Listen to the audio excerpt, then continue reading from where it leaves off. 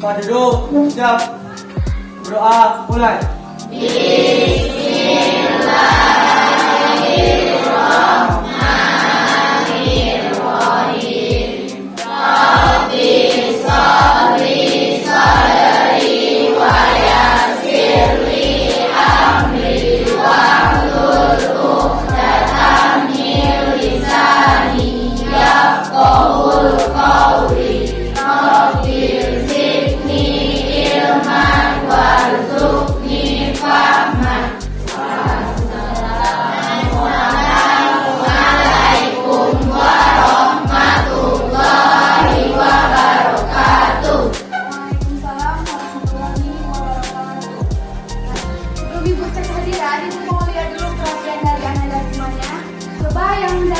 Laki-lakinya berdiri,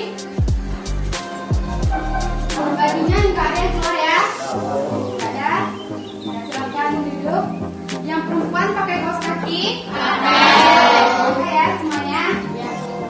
Baik. Sebelum itu, ibu mau cek kehadiran. Kedua siapa yang nggak hadir hari ini? Cuma dia. Terus saya izin. Alfa.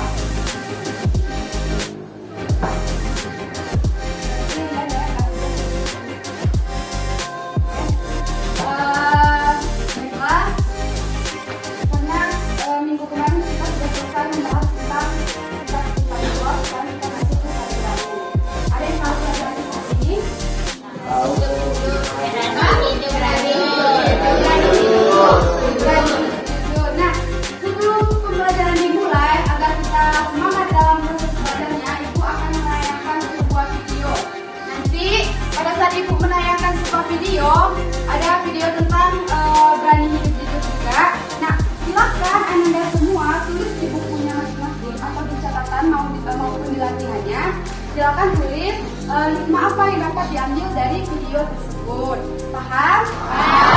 Silakan keluarkan buku latihan atau catatannya boleh.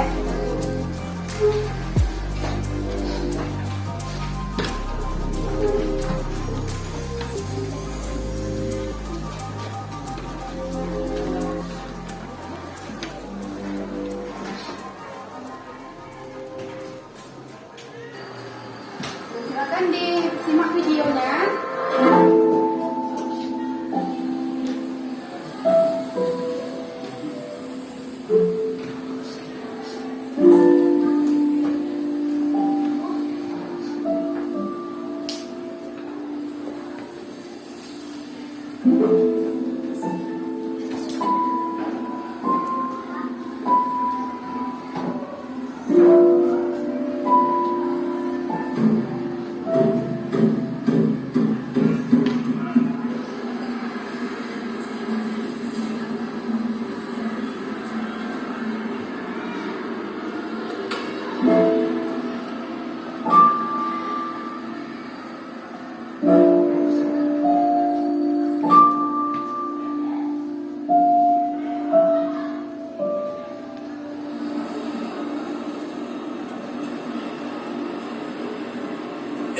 Pakai aja duitnya Bun, itu udah jadi hak kamu kok. Pokoknya aku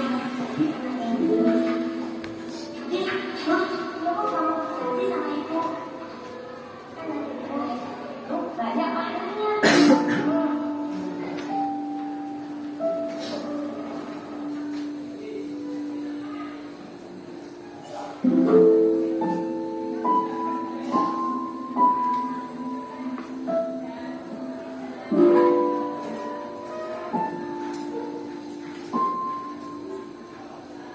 Pakai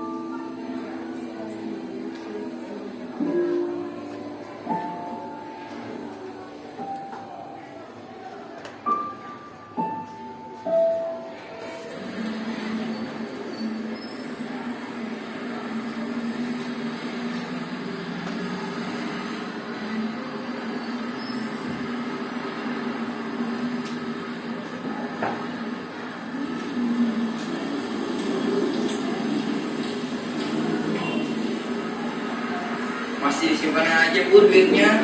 Kalau nggak mau, ibu orang aja lah sini. Ya, orang aja lah sini ya. Jangan. Nggak orang aja sini ya. Enggak. Nah, itu orang itu. Musik. Bang. Ini dompetnya.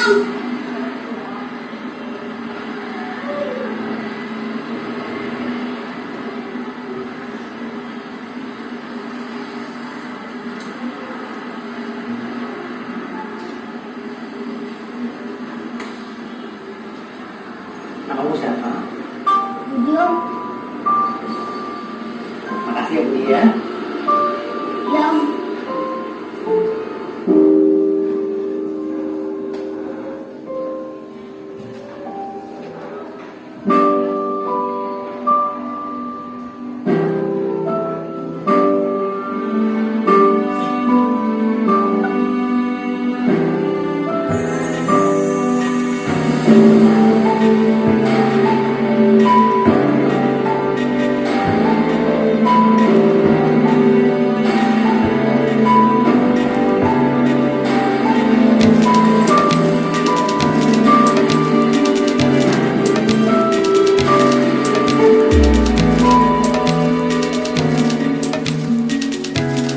Ya, sudah paham isi dari videonya?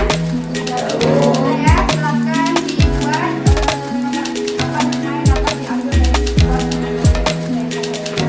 silakan dibuat.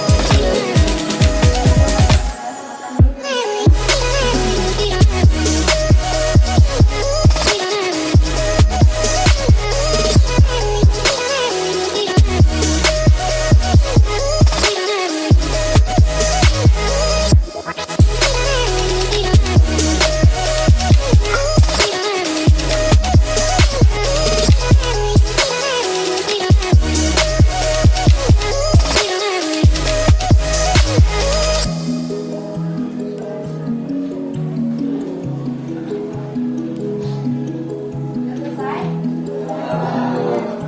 Ya? Sudah buat semuanya? Sudah. Nah, kalau sudah buat semuanya, Ibu pengen kalian Ibu akan menunjuk dulu siapa yang mau menampilkan apa yang dia buat tadi. Ibu yang menunjuk atau mengajukan diri sendiri? Nah, bagus. Siapa yang mau mengajukan dirinya untuk menampilkan apa yang dia buat tadi? Siapa? Naura, silakan dulu Naura. Nanti gantian ya Rifki ya. Iya, boleh berdiri. Hikmah pembelajaran yang didapat dari video. 1. Jujur akan mendapatkan ganjaran yang lebih baik. 2. Disenangi orang sekitar. 3. Kejujuran memberi kesempurnaan. 4. Sikap jujur tidak akan merugikan kita. 5. Perasaan enak dan hati tenang. Terakhir, hidup menjadi lebih mudah. Ya, bagus sekali. Beri aplaus untuk Naura.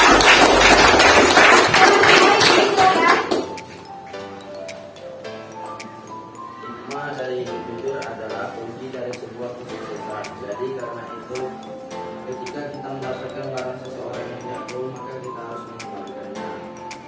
Memberikan barang tersebut, karena barang itu sangat kita. Kalau kita berbuat jujur, Allah memberikan pahala yang besar kepada kita. memberi kita kesempurnaan. Ya, bagus sekali. Kejujuran memberi kita kesempurnaan. Siapa lagi? Siapa lagi? Ya, Arif, silakan. Jadi jujur walaupun dosa apapun kita jangan pernah mengambil barang yang bukan milik kita. Kuatkanlah keimanan dan kejujuran kita pada diri kita sendiri. Ketika kita berbuat jujur, sesuatu yang baik akan datang ke kita. Kesuksesan atau keberhasilan adalah buah dari kejujuran. Ya, bagus sekali. Siapa lagi? Siapa ini yang duluan? Nah, Julio dulu. Nanti aku terakhir ya. Hikmah dari kejujuran. Ketika kita berbuat baik dan tidak mengambil milik orang lain, Allah akan menolong kita saat susah dan akan mendapatkan kemudahan dalam hidup. Ya, bagus sekali. April dulu. Lanjut dulu terakhir. Hikmah dari kejujuran. Kita harus selalu ingat pesan orang tua kita, selalu jujur dalam segala hal, karena sikap kita akan menentukan siapa kita juga. Memang, terkadang godaan selalu menawarkan keindahan, tergantung bagaimana kita menyikapinya. Buah dari setiap kejujuran yang kita lakukan adalah kesempurnaan. Jadi, jangan takut untuk berbuat jujur, meski terkadang Ya, bagus sekali. Beri April. Baik, semua yang Anda buat, semua yang Anda ucapkan itu sangat benar, sangat bagus sekali. Tadi telah ditayangkan sebuah video berani hidup jujur. Di situ ada kita lihat tadi anak kecil yang lagi jualan tisu. Itu kita lihat bahwa kehidupannya pasti kurang mampu. Nah, dilihatlah ada sebuah dompet yang jatuh tadi. Nah, pada saat dia mau mengembalikan, ada godaan yang datang kepada dia. Diundurnya waktu untuk mengembalikannya tadi kan. Tetapi karena dia mengingat pesan dari orang tuanya, kalau dia jujur berarti dia akan tenang, hidupnya akan senang. Itu kata pesan dari orang tuanya. Jadi dia hindarkan untuk mengambil hak milik orang lain tadi dan mengingat perintah dari orang tuanya untuk tidak mengambil hak milik orang lain. Karena jika dia berani dalam mengungkapkan kebenaran atau kejujuran, maka setahun atau 2 tahun, bahkan 10 tahun kemudian dia akan mendapatkan apa yang dia inginkan, bahkan lebih dari apa yang dia inginkan tadi. Dia menginginkan sepatu, tetapi dia alhamdulillahnya dia sarjana kan, disekolahkan oleh orang yang dia mengembalikan dompetnya tadi. Nah, jadi itu buah dari kejujuran. Nah, selanjutnya kita akan masuk kepada materi kita. Yang pertama, judulnya tentang berani hidup jujur. Yang pertama materi kita yaitu pentingnya memiliki sifat syaja'ah. Seperti yang terlihat di PPT itu, bahwasanya syaja'ah itu adalah keberanian. Menurut bahasanya keberanian, sedangkan menurut istilahnya keteguhan hati, kekuatan pendirian untuk membela dan mempertahankan kebenaran secara jantan dan terpuji. Nah, contohnya bagaimana ini secara jantan dan terpuji membela kebenaran? Misalnya saja ibu beri contoh ya. Misalnya Ananda semua setiap paginya mengambil absen apel pagi. Nah, ada temannya sangat akrab sekali dengan Ananda. Temannya tidak datang pada absen apel pagi. Nah, kita sebagai seorang teman tentu ingin membela atau menyelamatkan teman tadi. Nah, tetapi dampak dari menyelamatkan teman itu sangat berbahaya. Dia akan sering terlambat atau tidak mau lagi absen pagi karena sudah ada teman yang menyelamatkannya. Nah, kita ingin menerapkan sifat syaja'ah ini harus berani dalam melakukan kebenaran. Bilang saja sama ibunya, si A ini Allah bu, si A ini sakit bu, atau si A ini tidak mau absen atau pagi bu. Kan mudah untuk bilang, walaupun kita nanti akan dikucilkan atau dia tidak mau temenan sama kita lagi. Nah, kedua ada juga Allah Subhanahu wa Ta'ala memerintahkan kepada orang yang beriman agar tidak menjadi penakut dan pengecut. Sama seperti yang ibu contohkan tadi, jangan takut, jangan takut nanti dia tidak mau lagi temenan sama kita, jangan takut dia tidak mau lagi nanti bersahabatan dengan kita. Karena ada sebuah hadis yang mengatakan, qulil haqqu walau kana murran. Katakanlah yang benar walaupun itu pahit. Nah, sama tadi, walaupun kita akan dikucilkan, walaupun dia tidak mau lagi bersahabatan dengan kita, walaupun bilang kamu tuh sok kali, nah, pasti ada yang bilang kayak gitu kan. Nah biarkan saja, biarkan dia berkata apapun yang dia inginkan, tapi kita telah melakukan kebenaran. Nah selanjutnya, pentingnya memiliki sifat jujur. Kenapa penting memiliki sifat jujur?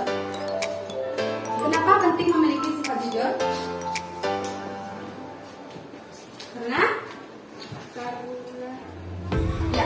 Karena tadi yang telah disampaikan dalam video tadi, karena kejujuran akan membawa kita kepada kesempurnaan. Kalau kita jujur, apapun yang sekecil apapun kejujuran yang akan kita ungkapkan, itu akan membawa kita kepada kesempurnaan. Tadi telah lihatkan di videonya. Nah, selanjutnya ada hikmah dari jujur. Nah, hikmah dari jujur tadi, banyak kan hikmah yang dapat diambil kalau kita jujur, banyak sekali.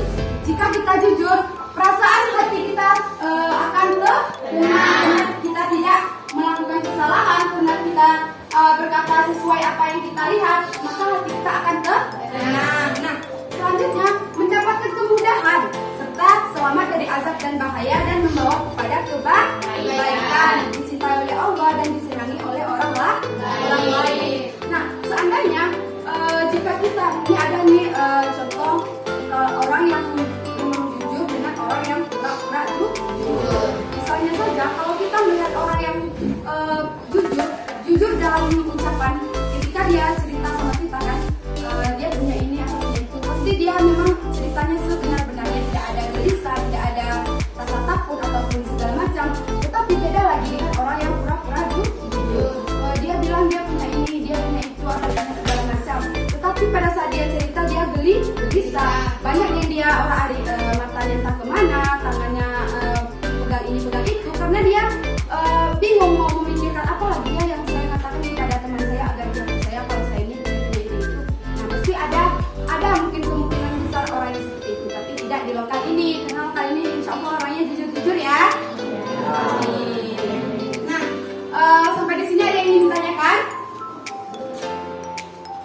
Ya silakan Naura.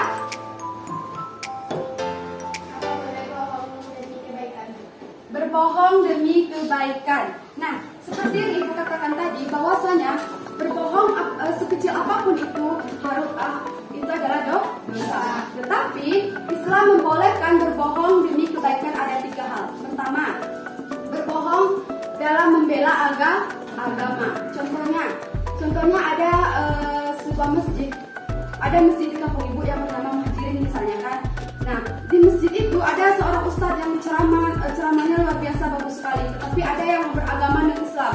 Karena orang yang beragama non-Islam ini tidak suka dengan ceramah seorang ustadz ini, dia bertanya kepada Ibu, Bu, ada nggak masjid yang bernama Muhajirin di sini, Bu? Karena saya tidak suka dengan orang yang ceramah di sini. Nah, Ibu berbohong karena Ibu menyelamatkan agama Ibu, tentu Ibu tidak mau memberitahunya. Ibu bilang kan, di sini tidak ada masjid yang bernama Muhajirin, Pak. Silakan cari di tempat yang lain. Berbohongkah Ibu? Ya. Tetapi berbohong dalam membela agama. Yang kedua, berbohong demi menyelamatkan nyawa seseorang. Nah, misalnya seperti ini.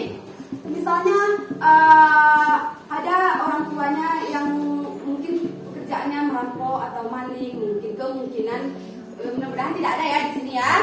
Nah, ada orang tuanya yang merampok. Pada saat orang tuanya pulang dari pekerjaannya, udah takut, udah gelisah, masuk ke kamar tergesa-gesakan. Ternyata ada orang yang mengikutinya dari belakang. Tanyalah orang tuh, mana ayah kamu? Mana bapak kamu? Terus mungkin kan kita akan menjawab, ayah saya ada di kamar Pak, silakan dibunuh. Mungkin seperti itu. Tidak mungkin. Karena kita tahu ini ayah kita, ini orang tua kita, tidak mungkin kita memberitahukannya. Nah, berbohonglah kita. Ayah saya tidak ada di rumah Pak, ayah saya lagi keluar. Berbohong kita? Namanya itu berbohong demi menyelamatkan nyawa seseorang. Karena hukum yang sudah diatur oleh yang berkuasa, mungkin bisa diserahkan kepada pihak berwajib atau kita sendiri sebagai anak harus juga memberitahu atau menasihati ayah kita, tidak apa-apa kita menasihatinya, karena perbuatan ayah kita tadi sudah tidak baik lagi. Merampok, mencuri itu perbuatan yang sangat tercela ataupun keji, itu tidak boleh. Nah, yang ketiga ini berbohongnya suami kepada istri. Berbohongnya suami boleh berbohong suami kepada istrinya. Contohnya bagaimana? Ini sebuah pelajaran aja dulu ya. Walaupun di lokal ini belum ada yang punya suami, belum ada yang punya istri, kan masih SMA. Nah, ini sebuah pelajaran. Misalnya sang istri ini lagi masak. Kalau kita perempuan kalau lagi masak, kalau hatinya senang pasti masakannya enak. Kalau lagi hatinya lagi galau atau sedih atau tidak karuan hatinya, pasti masakannya mungkin kurang enak, kurang sedap mungkin kan. Nah, misalnya ada suaminya sudah selesai kita masak, kita sajikan makan kepada suaminya tadi. Pada saat dia makan, rasa asinnya sama suaminya tadi. Tapi suaminya tetap harus makan dulu, harus habiskan dulu makanannya. Setelah habis baru dibilang kepada istrinya tadi, ini kenapa masakan kamu? Apakah garam terlalu murah atau kamu sedang galau atau gimana? Nah, boleh kayak gitu. Asal jangan menyakiti hati seorang istri. Karena tidak boleh menyakiti hati orang perempuan itu. Nah, tadi ibu contohkan berbohongnya suami kepada istrinya. Nah, karena kita belum punya suami, belum punya istri, maka kita ada orang tua di rumah. Orang tua, misalnya kita pulang sekolah lagi laparnya, ternyata di tempat makanan cuma ada telur ceplok. Pada saat kita makan ternyata telurnya asin. Gimana cara kita ngomong kepada ibu agar tidak tersinggung? Habiskan aja dulu makanannya. Nanti bilang sama ibu, Bu, nanti boleh nggak masakin saya lagi telur ceploknya? Tadi terasa asin sekali. Pasti ibunya mau. Nggak mungkin orang tua marah ke anaknya gara-gara ngomong seperti itu tadi. Bilangnya harus secara baik. Tidak boleh. Ini Bu, kenapa ibu masaknya kok asin kali? Nak lagi ibu lagi. Pasti ada yang mau bilang ke ibu kita mau suami lagi, mau punya bapak baru emang. Ya. Sampai di sini paham? Paham pertanyaannya? Paham ya? Ada lagi yang mau bertanya? Silakan. Apa sih Bu hukumnya mengambil uang orang tua tanpa sepengetahuannya? Karena yang saya ketahui orang tua kan mencari uang anaknya. Oke.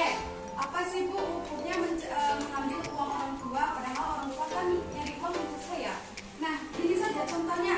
Misalnya kalau orang tuanya pulang dari pasar, pulang dari belanja kan, ada sisa uangnya atau 20.000, 30.000 ditaruhnya lagi di tempat masakan tadi.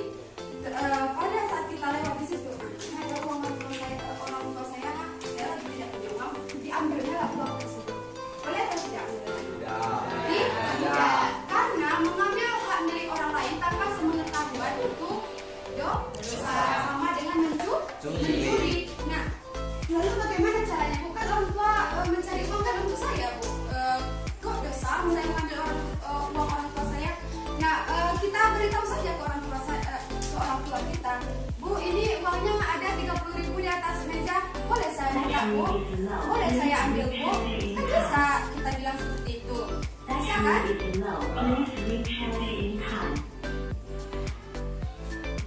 Nah, kita kan tidak pernah tahu orang tua itu sudah kerja keras, sudah bantu pulang untuk mencari uang, untuk mencari makanan buat kita. Kita seenaknya saja mentang-mentang ini kan uang orang tua saya, Bu, kenapa tidak boleh? Ini kan dia mencari uang kan untuk saya, Bu, kenapa tidak boleh? Nah, kita beritahukan dulu. Karena kan misalnya ibu kita pulang dari pasar, ada nanti mungkin ada kredit atau arisan yang datang ke rumah. Ini uangnya udah disisakan untuk bayar ini itu kan.